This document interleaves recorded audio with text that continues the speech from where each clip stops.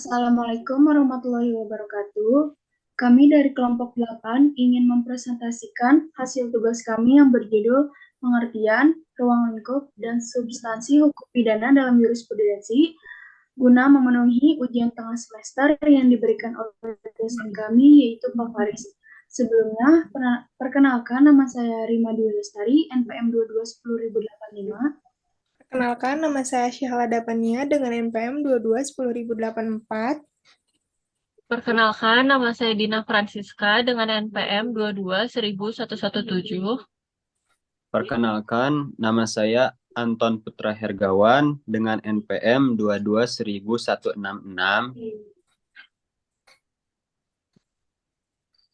Di sini saya akan menjelaskan apa itu jurisprudensi.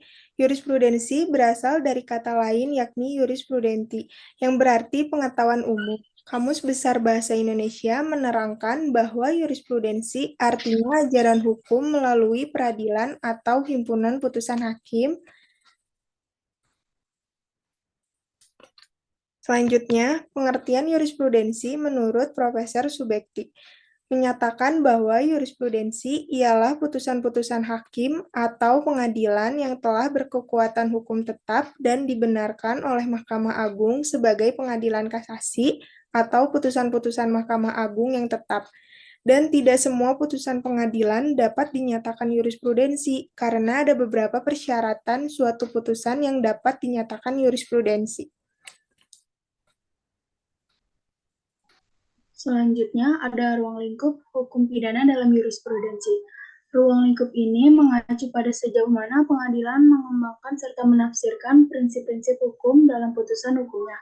Hal ini mencakup beberapa hal seperti prinsip hukum pidana, definisi unsur-unsur kejahatan, hukuman, asas-asas seperti asas legalitas, asas kesalahan, dan asas tindak melawan hukum.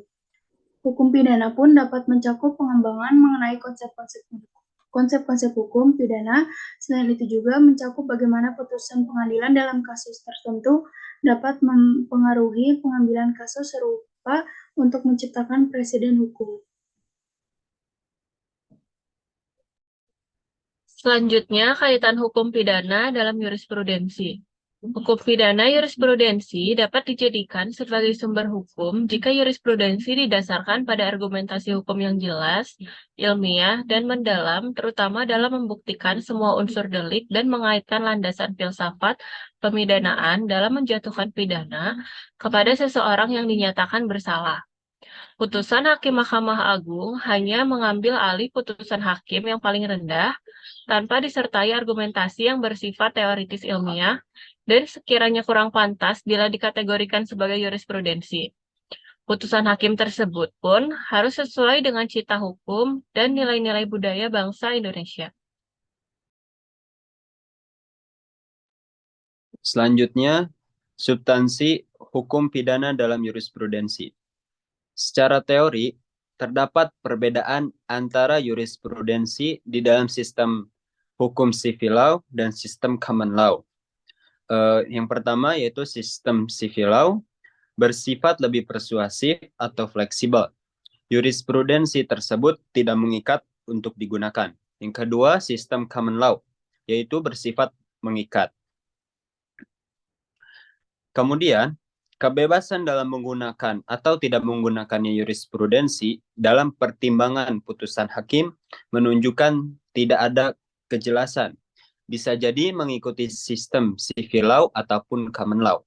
Pancasila merupakan sumber dari segala sumber hukum, yang artinya sistem hukum di Indonesia yang dibangun merupakan sistem hukum Pancasila.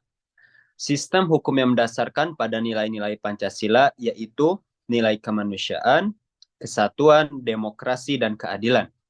Unsur-unsur atau elemen-elemen hukum dalam suatu sistem akan berinteraksi secara sistematik dan terpadu guna mewujudkan kepastian hukum dan keadilan.